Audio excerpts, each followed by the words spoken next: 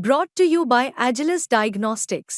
Health test की बात आती है तो मैं भरोसा करता हूँ India's largest diagnostics company Agilus diagnostics. खुद को टेस्ट करते रहो। नमस्कार, आप देख रहे हैं बिस्तक। मैं हूं आपके साथ अर्णिमा द्विवेदी। गौतम अडानी पर फिर से बड़ी गाज गिरी है। अडानी ग्रुप पर रिश्वतखोरी और धोखाधड़ी के आरोप है। आरोप बेहद गंभीर है। इस खबर का अडानी ग्रुप के शेयरों पर नेगेटिव असर आया है।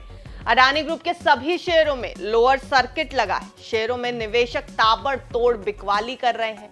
इस बीच अडानी पर रेटिंग एजेंसी मूडीज का अडानी पर एक बड़ा बयान आ गया है और इस बयान को काफी ज्यादा जरूरी माना जा रहा है। मूडीज का कहना क्या है, चलिए आपको बता देते हैं एक बार कि मूडीज ने यह कहा है कि अडानी के खिलाफ गंभीर आरोप के बाद क्रेडिट रेटिंग पर नेगेटिव असर आ सकता है। मूडीज का मानना है कि अगर अडानी ग्रुप पर वित्तीय और कानूनी दबाव पड़ता है तो इसका असर ग्रुप के कैश फ्लो और फंडिंग एक्सेस पर पड़ सकता है। हालांकि मूडीज ने यह भी कहा है कि पिछले कुछ महीनों में ग्रुप ने अपने कारोबार को मजबूत बनाए रखने के लिए कई कदम उठाए हैं।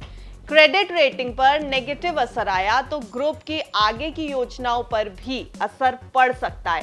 ग्रुप को मार्केट से पैसे उठाने में दिक्कत हो सकती है। अडानी पर रिश्वत देने के आरोप के बाद शेयर तो धड़ाम हुए ही हैं, साथ ही साथ अडानी ग्रुप के बॉन्ड्स पर भी बड़ा असर आया है। अडानी ग्रुप के बॉन्ड्स में 10% की गिरावट आई है। अडानी ग्रीन एनर्जी के पी नोट्स में सबसे ज्यादा गिरावट आई है। फरवरी 2030 में due Adani electricity Mumbai dollar notes में 8.6 सेंट की गिरावट आई है। इससे पहले 2023 में हिंडनबर्ग की रिपोर्ट्स के बाद अडानी ग्रुप के बॉन्ड्स में ऐसी गिरावट आई थी। बॉन्ड्स और शेयर्स में गिरावट के बाद अडानी ग्रुप की सब्सिडियरी कंपनियों ने $600 मिलियन के अमेरिकी डॉलर बॉन्ड जारी रखने की प्रस्तावित योजना को अब रद्द कर दिया है। अडानी ग्रीन एनर्जी ने स्टॉक एक्सचेंज के पास रेगुलेटरी फाइलिंग में यह जानकारी दी है। हम आपको बताते चले कि कंपनी ने क्या कुछ कहा है। कंपनी ने बताया है कि United States Department of Justice और United States Securities and Exchange Commission ने कंपनी के बोर्ड सदस्य गौतम अडानी और सागर अडानी के खिलाफ आरोप तय किए हैं और इन बातों को ध्यान में रखते हुए कंपनी ने अमेरिकी डॉलर बॉन्ड्स नहीं जारी करने का फैसला किया है। अडानी ग्रुप पर आरोप है कि सोलर एनर्जी कॉन्ट्रैक्ट्स में सरकारी अधिकारियों को $250 मिलियन यानी 2100 करोड़ रुपए की रिश्वत दी गई है। United States Department of Justice और United States Securities and Exchange Commission ने ये आरोप लगाए हैं। अभियोजकों का दावा है कि अडानी ने अमेरिकी निवेशकों को गुमराह किया है। अडानी ने अमेरिकी निवेशकों को झूठी जानकारी दी है और ये आरोप काफी बड़े हैं।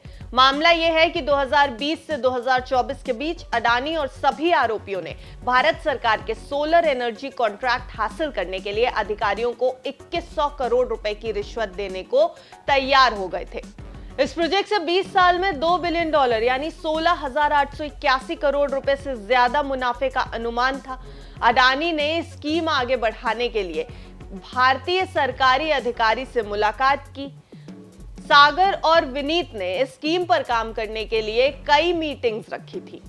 तो अडानी ग्रुप पर ये नए आरोप बेहद गंभीर हैं। आरोपों की गंभीरता को देखते हुए एनएसई ने अडानी ग्रुप की 4 कंपनियों से सफाई मांगी है। Adani enterprises, Adani Wilmer, NDTV, Adani ports से रिश्वतखोरी और धोखाधड़ी के आरोपों पर सफाई मांगी गई है।